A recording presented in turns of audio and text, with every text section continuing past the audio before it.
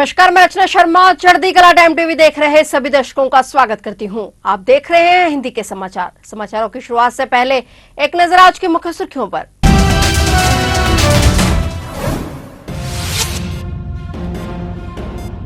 पच्चीसवीं वर्षगांठ पर वीर जवानों को याद कर रहा देश, पीएम मोदी ने दी श्रद्धांजलि। प्रधानमंत्री ने शिकुल लाल सुरंग परियोजना का किया उद्घाटन।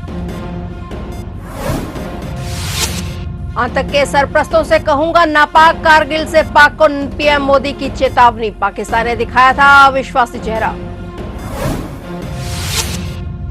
सुल्तानपुर कोर्ट पहुंचे कांग्रेस सांसद राहुल गांधी। मानहानि मामले में कोर्ट में राहुल गांधी ने दर्ज कराया बयान। 12 अगस्त को होगी अगली सुनवाई।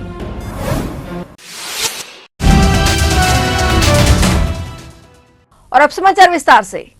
1999 में हुए कारगिल युद्ध में शहीद हुए वीर जवानों को आज पूरा देश याद कर रहा है। इस अवसर पर देश के प्रधानमंत्री नरेंद्र मोदी लद्दाख पहुंचे। उन्होंने शहीद हुए वीर जवानों को सलाम किया और श्रद्धांजलि अर्पित की। आज कारगिल युद्ध की 25वीं वर्षगांठ पर देश के प्रधानमंत्री नरेंद्र मोदी ने लद्दाख में वीर सैनिकों को दिल से श्रद्धांजलि देते हुए उनकी शहादत को सलाम किया। इस दौरान वह द्रास स्थित कारगिल युद्ध स्मारक पहुंचे। उन्होंने देश के लिए अपने प्राण कुर्बान करने वाले सैनिकों को सलाम किया और स्मारक पर पुष्पांजलि अर्पित की। श्रद्धांजलि समारोह के बाद प्रधानमंत्री मोदी ने शिकुल लाल सुरंग परियोजना का भी उद्घाटन किया। शिकुल लाल सुरंग परियोजना में लेह तक हर मौसम में संपर्क प्रदान करने के लिए नीमू पदुम दारचा रोड पर लगभग 15,800 फीट की ऊंचाई पर 4.1 किलोमीटर लंबी ट्विन ट्यूब सुरंग शामिल है। पूरा होने पर यह दुनिया की सबसे ऊंची सुरंग होगी। उक्त सुरंग न केवल देश के सशस्त्र बलों और उपकरणों की त्वरित आवाजाही सुनिश्चित करेगी, बल्कि लद्दाख में आर्थिक और सामाजिक विकास को भी बढ़ावा देगी।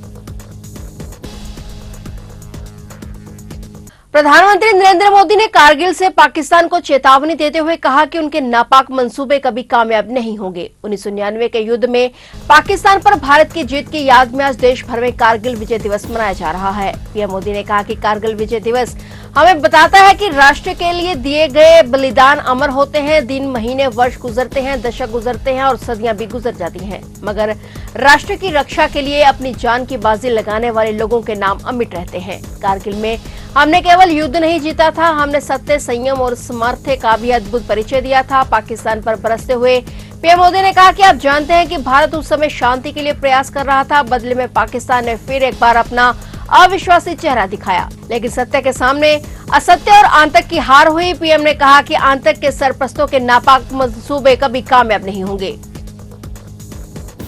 लद्दाख की ये महान धरती कारगिल विजय के 25 वर्ष पूरे होने की साक्षी बन रही है। कारगिल विजय दिवस हमें बताता है कि राष्ट्र के लिए दिए गए बलिदान अमर होते हैं। दिन, महीने, वर्ष, सदियां गुजरते हैं, सर्दियां भी गुजरती हैं, मौसम भी बदलते हैं, लेकिन राष्ट्र की रक्षा के लिए अपनी जान की बाजी लगाने वालों के नाम अमिट रहते हैं। लेकिन आज जब मैं उस जगह से बोल रहा हूं जहां आतंक के आकाओं को मेरी आवाज सीधे सुनाई पड़ रही है, मैं आतंकवाद के इन सरपरस्तों को कहना चाहता हूं कि उनके नापाक मंसूबे कभी कामयाब नहीं होंगे। कारगिल विजय दिवस पर हर साल 26 जुलाई को मनाया जाता है और ये कारगिल युद्ध के दौरान देश के लिए अपनी जान का बलिदान देने वाले भारतीय सैनिकों की बहादुरी को श्रद्धांजलि देने के लिए मनाया जाता है। राष्ट्रपति द्रौपदी मुर्मू ने कारगिल विजय दिवस की 25वीं वर्षगांठ के अवसर पर युद्ध में शहीद हुए जवानों को याद किया है। राष्ट्रपति द्रौपदी मुर्मू ने एक्स पर लिखा कि कारगिल विजय दिवस से एक कृतज्ञ राष्ट्र के लिए हमारे सशस्त्र बलों के अदम्य साहस और असाधारण वीरता को श्रद्धांजलि देने का अवसर है। मैं वर्ष 1999 में कारगिल की चोटियों पर भारत माता की रक्षा करते हुए सर्वोच्च बलिदान देने वाले प्रत्येक सैनिक को श्रद्धांजलि अर्पित करती हूँ। उनकी पवित्र स्मृति को नमन करती हूँ। मुझे पूरा विश्वास है कि सभी देशवासी उनके बलिदान और वीरता से प्रेरणा लेंगे। बता दें कि कारगिल युद्ध 26 जुलाई 1999 को हुआ था। लगभग 3 महीने के युद्ध के बाद कारगिल की चोटियों पर पाकिस्तान पर भारत ने जीत हासिल की थी। इस युद्ध में 500 भारतीय सैनिक शहीद हो गए थे।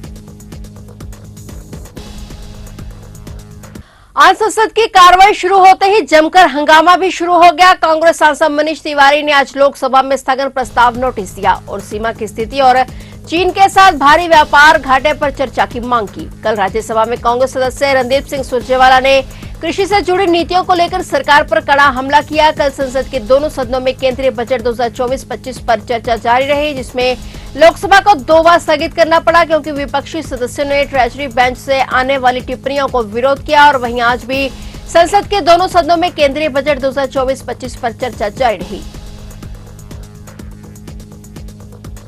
कांग्रेस सांसद राहुल गांधी आज सुल्तानपुर के एमपी एमएलए कोर्ट पहुंचे। आज मानहानि मामले में सुल्तानपुर कोर्ट में कांग्रेस सांसद राहुल गांधी की पेशी थी। राहुल गांधी पेशी के लिए सुल्तानपुर के एमपी एमएलए कोर्ट पहुंचे थे और इस दौरान सुल्तानपुर कोर्ट ने सबूत पेश करने का आदेश दिया। इस दौरान मानहानि मामले में कोर्ट में राहुल गांधी ने बयान दर्ज कराया। अब इस मामले में 12 अगस्त को अगली सुनवाई होगी। उत्तर प्रदेश के मुख्यमंत्री योगी आदित्यनाथ आज से 3 दिवसीय दिल्ली दौरे पर हैं। दिल्ली दौरे के दौरान सीएम योगी, पीएम मोदी, गृह मंत्री अमित शाह और भाजपा के राष्ट्रीय अध्यक्ष जेपी नड्डा से मुलाकात करेंगे। योगी कल यानी शनिवार को दिल्ली में आयोजित नीति आयोग की बैठक में शामिल होंगे। इस बैठक में दोनों उप मुख्यमंत्री केशव प्रसाद मौर्य और ब्रजेश पाठक भी शामिल होंगे। जानकारी के मुताबिक सीएम पीएम मोदी और अमित शाह समेत पार्टी के बड़े नेताओं से मुलाकात कर पीएम मोदी को प्रदेश में चल रही गतिविधियों के बारे में जानकारी देंगे। दरअसल पिछले कुछ दिनों से बीजेपी कार्य समिति की बैठक में यूपी के डिप्टी सीएम केशव प्रसाद मौर्य द्वारा दिए गए बयान के बाद से सियासत गरमाई हुई है। केशव प्रसाद के बयान के 2 दिन बाद उन्होंने दिल्ली जाकर बीजेपी अध्यक्ष जेपी नड्डा से मुलाकात की। केशव के बाद बीजेपी अध्यक्ष भूपेंद्र चौधरी ने भी दिल्ली जाकर जेपी नड्डा से मुलाकात की। अब सीएम योगी भी 3 दिन के दिल्ली दौरे पर हैं। आज ड्रग्स के साथ पकड़े श्री खडूर साहिब सीट से सांसद अमृतपाल सिंह के भाई हरप्रीत सिंह हैप्पी को फिलौर अदालत से जमानत मिल गई है। इससे पहले बीते शनिवार को कोर्ट ने जमानत याचिका पर सुनवाई के लिए 23 जुलाई की तारीख दी थी, लेकिन मंगलवार को लवप्रीत सिंह और हैप्पी की जमानत पर सुनवाई पूरी नहीं हो पाई। लिहाजा गुरुवार को अदालत में दोनों पक्षों की सुनवाई हुई। इसके बाद कोर्ट ने हरप्रीत सिंह को जमानत दे दी है। फिलौर पुलिस ने हरप्रीत सिंह को उसके साथी लवप्रीत के साथ 11 जुलाई की शाम फिलौर हाईवे से गिरफ्तार किया था और उसके पास से 4 ग्राम आइस ड्रग बरामद की थी। मनाली से पंजाब आ रही यात्रियों से भरी बस के साथ बड़ा हादसा हो गया। यहां यात्रियों से भरी एक बस ब्यास दरिया में गिर गई। इस घटना के बाद हर तरफ कोहराम मच गया। जानकारी के अनुसार बस मनाली से पठानकोट आ रही थी और यात्रियों से भरी हुई थी, जो मनाली में ब्यास दरिया में जा गिरी और इस हादसे में 1 दर्जन से अधिक यात्री घायल हो गए। बताया जा रहा है कि कल ब्यास में भी काफी पानी आया था। जमीन धंस जाने के कारण बस दरिया में गिरी बताई जा रही है और वहीं सूचना पाकर प्रशासन और बचाव टीमें मौके पर पहुंचे और राहत कार्य शुरू किया गया।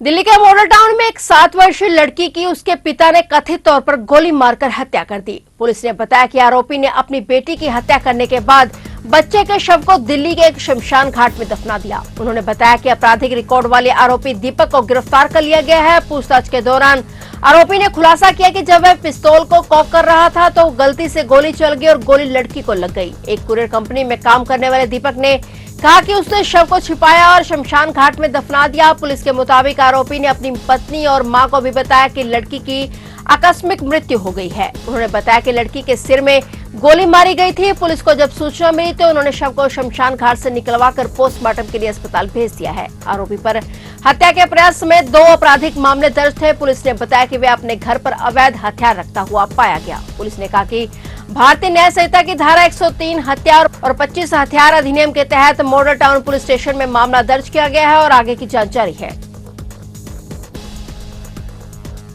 फिलहाल हिंदी के समाचारों में इतना ही और नए समाचारों के साथ फिर से हाजिर होंगे। तब तक के लिए देखते रहिए चढ़ती कला टाइम टीवी।